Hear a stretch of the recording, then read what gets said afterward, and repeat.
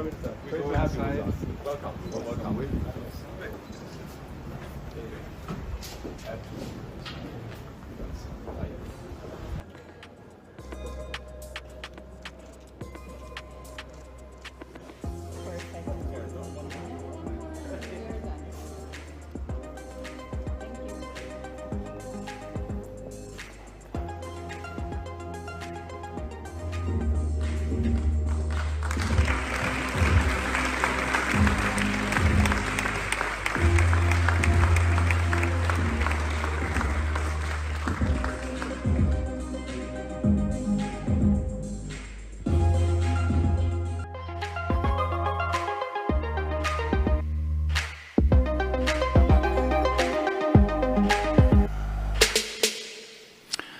Okay, thank you very much. Mirë, faleminderit shumë dhe mirë se erdhët në ditën e dytë. Shpresoj që të gjithë keni fjetur mirë, jemi shumë të lumtur dhe shumë të nderuar që kemi sot në mëngjes Edi Ramën nga Shqipëria. Më lini të them dy gjëra për të. Ai sigurisht është një politikan mjaft i pazakon, do të thoja, ka qenë artist, diçka që është shumë e rëndësishme për të, për arti dhe diplomacia. Ai ka qenë lojtar basketbolli në ekipin kombëtar shqiptar, që shpjegon edhe pamjen e tij, po kështu ka qenë kryetari i Bashkisë së Tiranës për 10 vjet dhe tashmë është kryeministër mjaft i suksesshëm i Shqipërisë në mandatin e tretë. Shqipëria po ecën mirë, qoftë ekonomikisht, do të bëjmë disa pyetje në këtë drejtim. Po kështu është bërë mjaft virale me disa prezantime a shfaqje të fundit, sidomos prezantimi i fundit në Këshillin e Sigurimit, një shaka për Putinin, që ta flasim dhe jam të kënaqur që e kemi sot këtu me ne. Katarina Reich është një nga ato që themi në gjermanisht një figurë spikatur, politikane, zëvendës ministre, pozicione të rëndësishme në parlament, shumë aktive, dhe më pas ka lëvizur në sektorin e industrisë. Është shef ekzekutive e ofruesit më të madh rajonal të infrastrukturës dhe të energjisë, me mbi 10.000 punonjës. Është po kështu edhe kryetare e bordit hidrogenit në Gjermani, që është në fakt pjesë e një strategjie shumë të rëndësishme në Gjermani dhe ndoshta mund të hyjmë edhe tek pjesa e hidrogenit dhe ndoshta edhe kryeministri mund të përgjigjet lidhur me këtë. Mirë se erdhe, Katarina. Pra, 3 pyetje me kryeministrin dhe pastaj do vijojmë me Katarinën. Pyetja e parë është që dje kemi pasur Olaf Scholzin, Charles Michelin, është folur shumë për geopolitikën dhe një botë shumë polare, që siç e dini është diçka që kancelari Scholz e ka shumë për zemër. Ai thotë, nuk është problemi të kemi një botë shumë polare, por më shumë të mos kemi një botë bipolare dhe si ta kornizojmë atë. Ndërkohë që Shqipëria në të gjithë geopolitikën e Ballkanit është shumë e rëndësishme, jo vetëm ekonomikisht, por edhe geopolitikisht. Si e shihni këtë situatë nga pikpamja e Ballkanit dhe Shqipërisë? Çfarë sjell Shqipëria në tryezë? Çfarë sjell Ballkani në tryezë, edhe në përpjekjen për t'u antursuar në BE sa i përket kësaj pikpamje geopolitike? Faleminderit shumë së pari për këtë nder. Po kështu pata mundësinë të kuptoja se po plakem. Kam përshtypjen që unë jam më i madh se ju.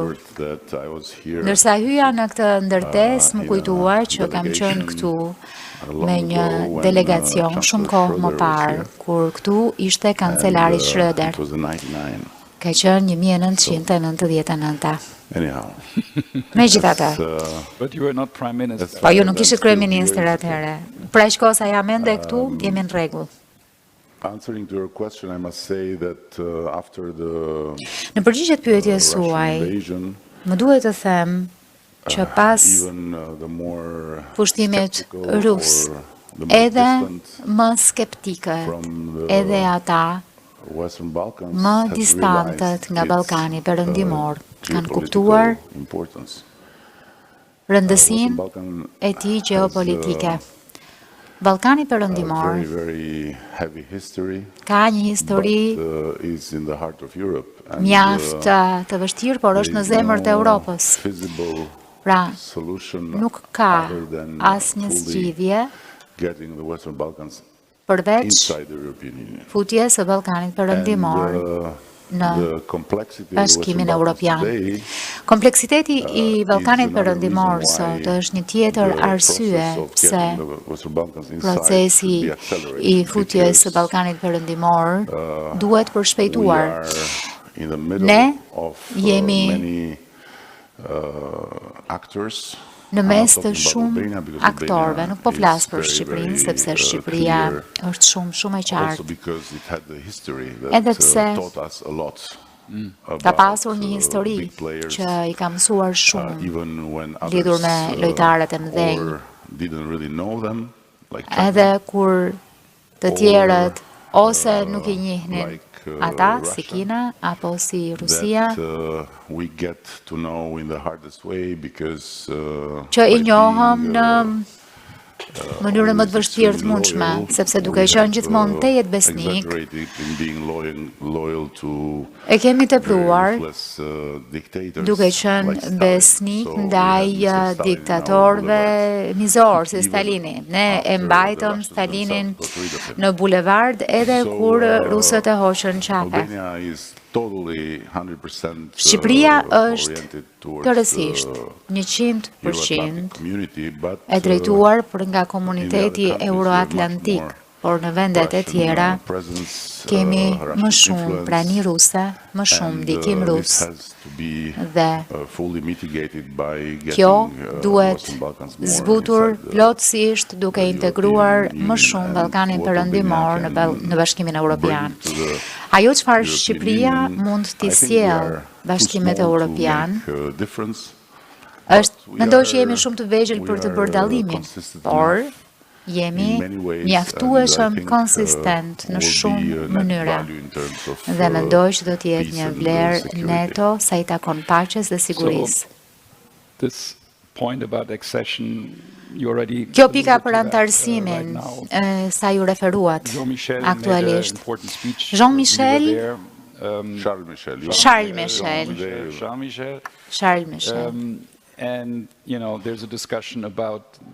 Ka një diskutim lidhur me afatet, lidhur me kuadrin, dhe kjo natyrisht lidhet me këtë debat të zgjerimit që ju e njihni shumë mirë nga ana e europiane, diskutime që zhvillohen midis sektërve të shteteve, edhe madje për ndryshime të traktatit e për mënyrat se si të mendohet për financimin dhe qeverisjen e BE. Si e shihni këtë? Jeni pro një date specifike apo, si që thash, agresioni rus I ka hapur sy të gjithë kujt dhe I ka bërë të gjithë të vetëdijshëm për rëndësinë e këtij procesi. Dhe rëndësinë e Ballkanit Perëndimor për Bashkimin Evropian. Por nga ana tjetër, Bashkimi Evropian ka problemet e veta që ne I njohim mjaft mirë. Një proces shumë të vështirë vendimarrjeje, një ndikim shumë I madh I politikave vendase mbi shtetet anëtare, që herëherë përcakton edhe qëndrimin e Unionit, sepse për çdo hap të hedhur të duhet konsensus. Ndonjëherë, ashtu se që thot një miku im, na duket sikur duke qenë të duruar për shkak të historisë tonë traumatike dhe duke parë Bashkimin Evropian si psikolog, shohim që dhe psikologu është I traumatizuar. Dhe kjo është e vështirë, sepse e gjejmë ndonjëherë veten duke ndihmuar psikologun. Nuk di të them për data apo për afate, sepse nuk jam I sigurt që Bashkimi Evropian ka kapacitetin për të vendosur një afate për të respektuar më pas, sepse të gjithë mund të jenë dakord kur vendoset afati, por kur vjen fjala për ta respektuar këtë afat, dikush mund të mos jetë dakord, kështu që trauma kthehet.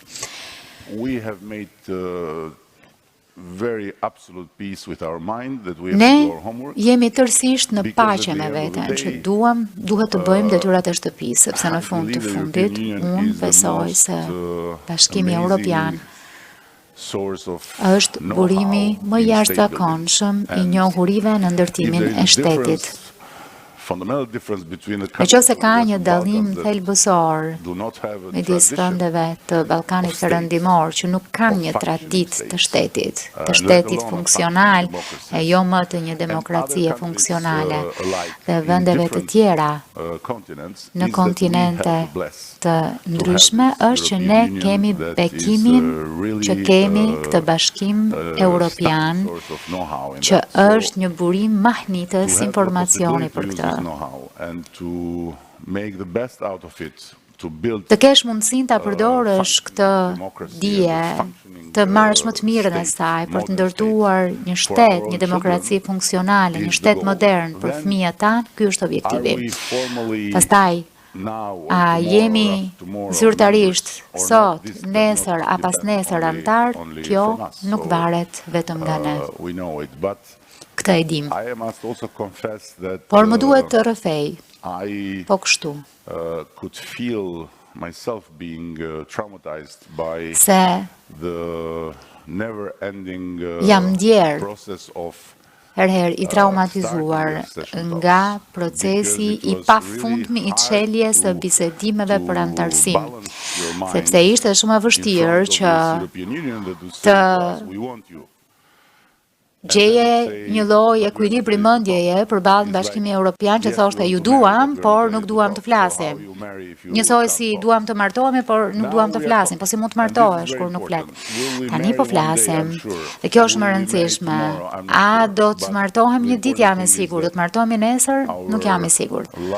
Por e rëndësishme është që dashuria jon për Europën e Bashkimin Evropian është e pakushtëzuar. Kështu që edhe mund të kemi një lloj kështu efekti çifti pa qenë të martuar. Dashuria e pakushtëzuar është një parakusht i mirë për martesën, saktësisht kështu. Imagjinoje sa e pakushtëzuar është dashuria jon kur e shohim që pala tjetër ka dashuri me kushte, po prapë s'duam t'ia dim. Do të vijojmë tani më tek ekonomia, te kushtet që Komisioni ka vendosur edhe përpara se sa të bëheni antar, si të jashtëm. Këto kushte janë vërtet të forta dhe ndonjëherë edhe më të forta se saç i kanë në vendet antare. Pra, po kërkojnë shumë lidhur me këtë. Ky është thjesht një koment shtesë.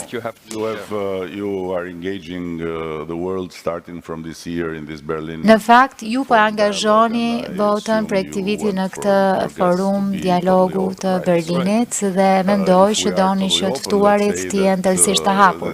Për të qenë tërësisht të hapur, le ta themi deri në fund, po. Kanë vënë shumë kushte edhe përpara martesës, sepse duan të jenë të sigurt që do të martohen me dikë që është i ndërgjegjshëm, që martesa është e vështirë. Po nuk ka problem, nuk kemi problem me këtë. Dhe po kështu, për ne është një martesë me dashuri, për BE-n është një martesë interesi, kështu që në rregull. Mirë. Shpresoj të funksionoj. Historia shqiptare tregon që në funksionoft ajo, ne do të jemi besnik deri në fund. Ne ishim të fundit që u larguam nga perandoria osmane, edhe kur osmanët ishin larguar, ishim të fundit që lam perandorinë komuniste, edhe pasi gjithë komunistët kishin ikur, do të jemi të fundit që do të largohemi nga perandoria e BE-s, edhe pasi Gjermania të jetë larguar. Shpresoj që jo.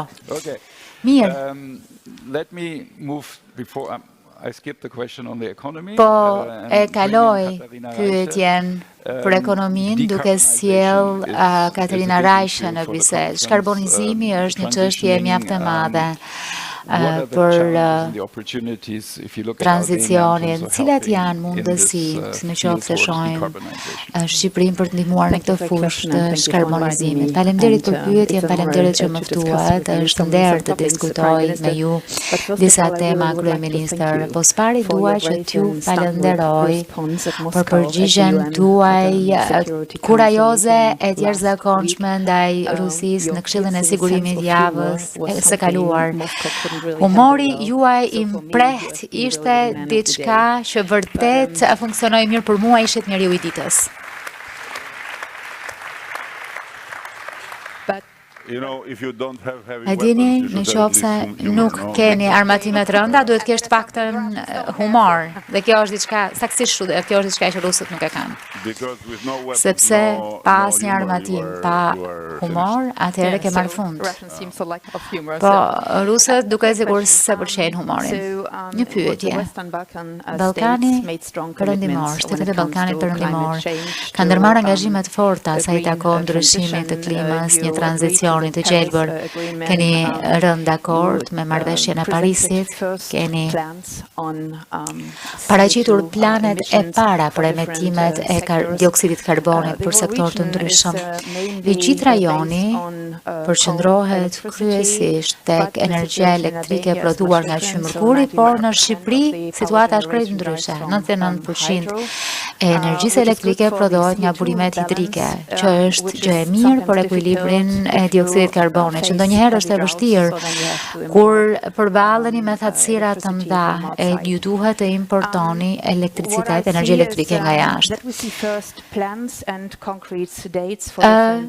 Në fakt, shohim plane dhe data konkrete për sektor të ndryshëm për të shkarbonizuar, shohim natyrisht edhe ndryshimet kuadreve financiare regulatore, dhe kur vjen fjala për t'u antarësuar në BE duhet të jetë detyrë për BE-n që të mendoj për kuadrin edhe të ndihmës shtetërore. E pyetët kryeministrin në qoftë se është një barrë shumë e madhe. Ju jeni mjaft të angazhuar të thoni që të merrni përsipër çdo barë, jemi të angazhuar të marrim përsipër çdo barë të tillë. Po, e di, por për shembull kur Europa kërkon, BE-ja kërkon që Shqipëria të financojë një agjenci të sajën dhe të miratoj çdo rregullore të ndihmës shtetërore të BE-s, ndoshta ju mund të mendoni për të bërë disa reforma në ndihmën shtetërore. Ajo çfarë po mendoj më është një qasje e subvencioneve Apex dhe Copex. BE-ja përqendrohet shumë te Capex-i dhe jo te Copex-i. Kuadri regulator është vërtet i ndërlikuar dhe ideja e IRA-s është për rritje me njëhershme për shkallësimin e industrive dhe pastaj sheh objektivin e uljes. Ndërkohë që BE-ja ka një qasje më pragmatike, siç e shohim edhe në raport me vendet e Ballkanit. Pika e vërtet e fortë e rajonit është rrjeti i ndërlidhur i transmetimit për të zhvilluar tregjet energjetike dhe për të ulur koston e transmetimit. Komenti i fundit për këtë është potenciali që ka rajoni për energji të përtëritshme është shumë i lartë. Mjaft diell, numër mjaft i madh orësh energjie diellore, me potencial për të prodhuar energji, por po kështu keni nisur të diversifikoni dhe infrastrukturën tuaj të gazit. Pra diversifikimi, kur vjen fjala për ofrimin e energjisë, është një hap ku ju duhet përqendroheni dhe këtë duhet bëjë edhe BE-ja. Po, mendoj që energjia është një çështje mjaft e madhe për ju. E di që ju jeni asnjanës në kuptimin e karbonit në prodhimin tuaj të energjisë, sepse e prodhoni nga burimet ujore, dhe kjo është një pjesë mjaft e madhe paketës suaj ekonomike. Argumenti i ndihmës shtetërore është i rëndësishëm. Pra ideja ishte që përpara se sa ju të bashkoheni apo të integroheni në BE, ju kërkohet që të bëni një policim të vetvetes përpara se të hyni, si mendoni. Kjo është e rëndësishme. Duke nisur nga kjo pikë, kemi parë që jo vetëm BE-ja, por çdo organizatë ndërkombëtare kur angazhohet me Shqipërinë apo me vendet ngjashme me ne që janë kaq të prirura që të bëhen pjesë, të integrohen, na kërkojnë jo vetëm maksimumin e tyre, po ndonjëherë një maksimum që as ata vetë nuk e kanë. Nuk lidhet drejt për drejt me temën, por një shembull është që kur u përpoqëm të ndërmarrim punë rregullatore për media në internet, u frymëzuam nga modeli gjerman dhe punuam mbi të. Dhe pastaj, kur e propozuam këtë, u sulmuam se kishim një kuadër mjaft autoritar dhe kur thash që e kemi marrë nga gjermanët, nga modeli gjerman, na thanë modeli gjerman nuk është demokratik. Sepse gjermanistë nuk i thonë dot asgjë, por ne na thonë gjithçka, kjo është e qartë. Për këtë, mendoj që po. Na duhet të përballemi gjithnjë me kushte që ndonjëherë janë të padrejta, sepse ne nuk jemi antar, ne na kërkohet të bëjmë atë që ju kërkohet antarëve të bëjnë. Dhe ndërkohë që antarët kanë kaq shumë mbështetje nga BE-ja, sa u takon financave, ne nuk e kemi. Megjithatë, siç e thash, dashuria pa kushte ka dhimbjet e veta. Kur vjen fjala për sektorin energjetik, po, ne nga njëra anë jemi të bekuar, sepse kemi qenë një vend mjaft i izoluar, dhe ky ka qenë mallkim. Por ajo çfarë trashëguam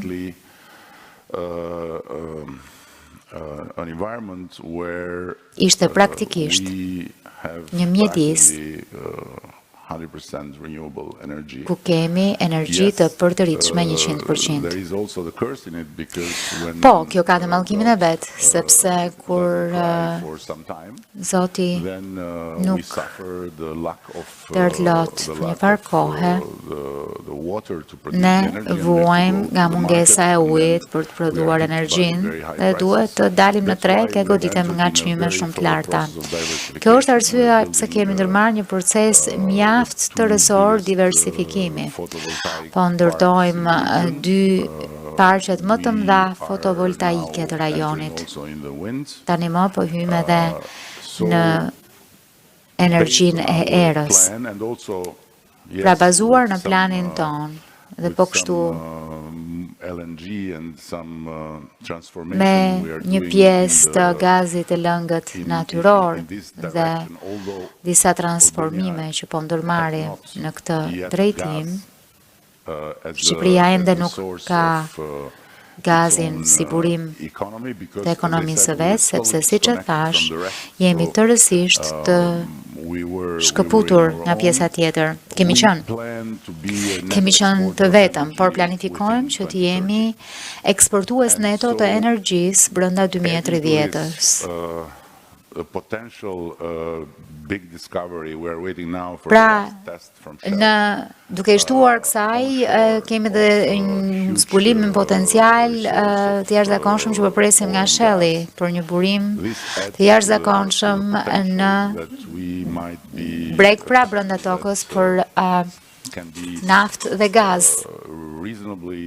Dhe kjo përbën potencial për vendin që të shndërrohet në një qendër të vërtet energjetike në Ballkanin Perëndimor. Kërkon të thuash diçka edhe për pjesën e hidrogjenit dhe pastaj do pyes për ekonominë dhe në qoftë se kemi kohë do të marrim një pyetje nga auditorit dhe nga studentët. Për pjesën e hidrogenit, mendoj që shohim dy pika të forta në rajon dhe sidomos të Shqipëria. Ju përmendet energjin, potenciale diellore dhe të erës dhe investimet tuaja të para. Keni një infrastrukturë depozituese, edukacionesh, gasjelse, potenciale, çka nënkupton që në një të ardhme të afërt, kjo infrastrukturë mund përdoret për prodhimin e hidrogenit, qoftë blu apo gri apo çfarë do të jetë, sepse Europa vërtet ka nevojë për sasi të mëdha importi. Ju nuk do të mbuloni kërkesën e madhe për hidrogen në të ardhmen për shkak të industrisë së rëndë dhe kështu që duhet identifikoni partneritetet për hidrogen në të ardhmen. Dhe ky rajon mund të jetë një partner vërtet i rëndësishëm sepse ka tubacionet, nuk do të kemi nevojë që të mendojmë për transportimin e amoniakut me tubacione e kështu me radhë. Kjo mund të ndodhë e mund të jetë rasti i krijimit të një alance të fortë midis Ballkanit Perëndimor dhe Bashkimit Evropian, pra për nevojën në Europë dhe për mënyrën e mundësinë e transportimit nga shtetet e Ballkanit Perëndimor. Përveç aktiviteteve të qeverive në Australi, në Kanada, në Norvegji, duhet kthejmë syt nga Ballkani për të ndërtuar një aleancë të tillë për hidrogenin. Po, është pjesë e strategjisë. Siç e thatë, është në një të ardhme, nuk është diçka që mund ta nisim tani siç kemi nisur me burimet e tjera. Por, absolutisht, është pjesë e së ardhmes së afërt dhe strategjisë sonë. Dhe kjo është arsyeja se ne gjithmonë falenderojmë fatin që jemi në këtë cep të botës, sepse edhe njëherë Bashkimi Evropian është kyç për dijen e tij, është kyç për atë çka ne mund të mësojmë prej tij, duke qoftë drejt për drejt me Bashkimin Evropian apo mbi baza dypalshme me Gjermaninë apo aleat të tjerë, të cilët mund të na ofrojnë, siç kanë bërë gjatë tërë kohës, njohuri shumë të rëndësishme, të cilat në të kundërt nuk mund të shpikim.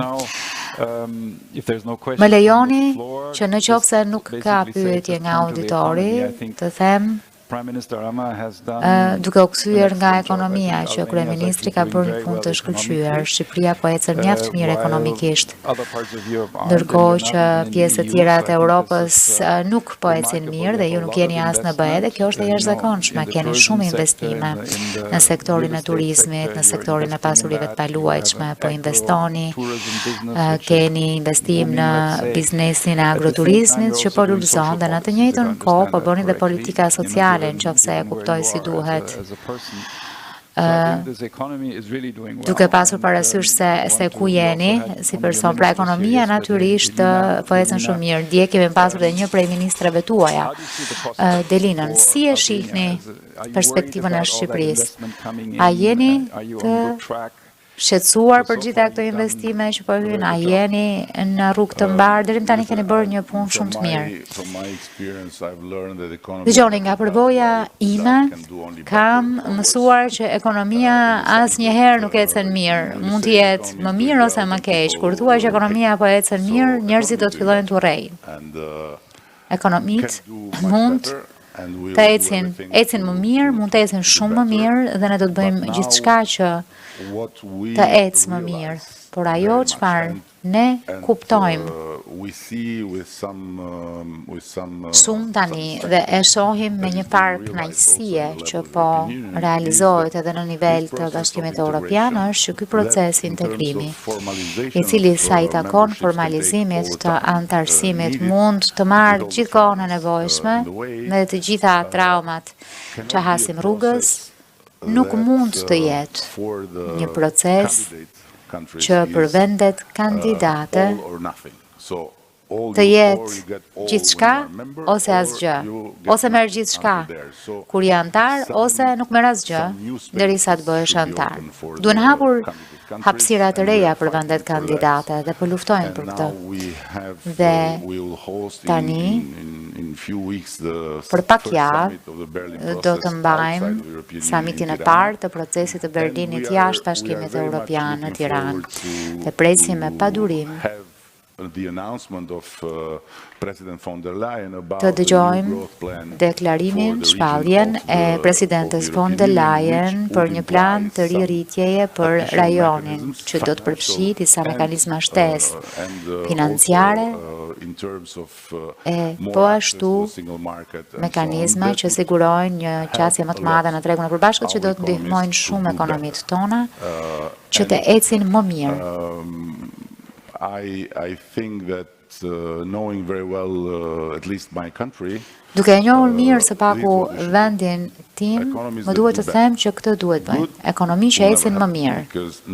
Që ecin mirë, asnjëherë nuk do të jetë mirë. Asnjë nuk e pranon një ekonomi që thjesht ecën mirë, por më mirë, po. Në këtë kuptim, kemi një rritje mjaft të fortë të turizmit, siç e përmendet.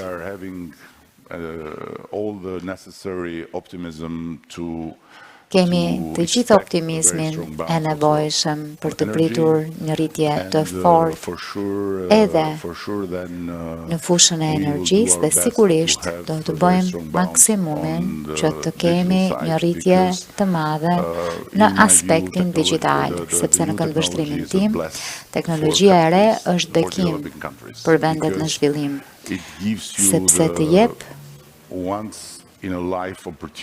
një mundësi që ndodh njëherë në jetë për të bërë kapërcime të cilat nuk do t'i bëje dot nëse do të ecje në mënyrë lineare. Pra, si do të mund të arrinim me ritmin e Gjermanisë nëse progresi do të ishte linear, por me progresin eksponencial që lejon teknologjia mund ta shohësh veten në një pozitë edhe më të mirë se sa Gjermania kur bëhet fjalë për zgjidhje digjitale, sepse duke krijuar një shtet të përsosur ose thuaj se të përsosur pa aspektin digjital, Gjermania ka një makineri shumë të rëndë për të kthyer në drejtimin digjital, ndërkohë që vendet tona nuk e kanë pasur këtë makineri të rëndë, kështu që është më e lehtë që të futen zgjidhje të cilat janë zgjidhje digjitale. Dhe kjo është arsyeja pse jemi optimist për të ardhmen dhe unë mbetem tragjikisht optimist për më të mirën. Shumë mirë. Po mendoja që duke qenë se kemi edhe një minutë të mbetur, ndoshta një pyetje pak më personale që mund t'ja u kenë bërë më parë. Profili juaj si artist. Së pari, për t'i thënë gjërat si duhet, përmendet profilin tim si lojtar basketbolli. Unë u bëra lojtar basketbolli sepse isha shumë i gjatë për atë Shqipëri. Dhe në atë Shqipëri, kur shihnin djemë që ishin shumë të gjatë, i thoshin shkon basketboll. Edhe nuk ishte demokraci që të thoja jo, dua të luaj futboll. Luajta basketboll, mund të them që shtoja centimetrave të skuadrës, po jo shumë vlerave të skuadrës besoj. Dhe pata shansin që falë basketbollit të dilja jashtë Shqipërisë komuniste, pasi në të kundërt nuk mundje ta bëje, ose duhet ishe sportist që luaje në ndeshje ndërkombëtare për të dalë, ose nuk mundeshe. Pra,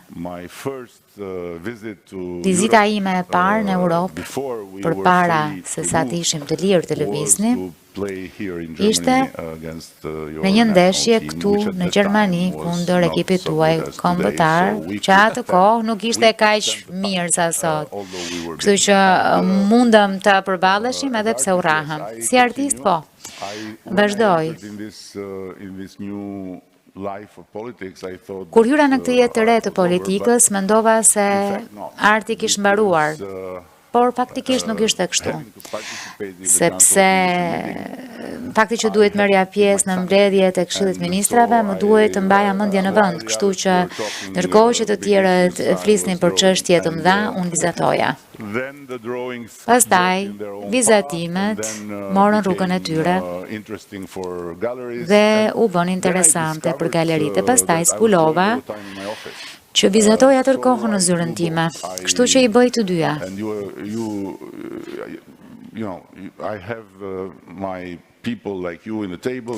Për shembull kam njerëz si ju rreth tryezës që më flasin për tatimet, për sigurinë, për gjeopolitikën, për Gjermaninë, dhe unë vizatoj.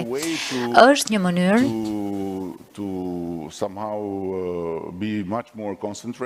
që të jem disi më shumë i përqendruar, të kam zbuluar, dhe po kështu një mënyrë për t'i bërë të dyja dhe për ta mbyllur. Dikur, një shoku im erdhi të më shihte dhe unë po vizatoja. Dhe befas më thot, Edi, nuk ke nevojë që unë t'jem këtu në qoftë se nuk më dëgjon. Po, që t'i shpjegoja që dëgjoj më mirë kur vizatoj, nuk ishte ide e mirë dhe i thash ndjes, dhe pastaj po e dëgjoja. Dhe më pyeti, apo më dëgjon, i thash jo, kështu që më lër të vizatoj që të dëgjoj. A jemi me fat që nuk po vizatojmë këtu? E mora shënim. Jo, këtu jo. Mirë, koha jon ka mbaruar, faleminderit shumë Edi Rama.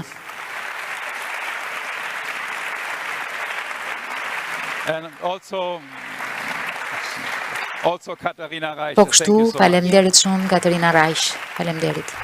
Great, Eddie. Sorry, that's good.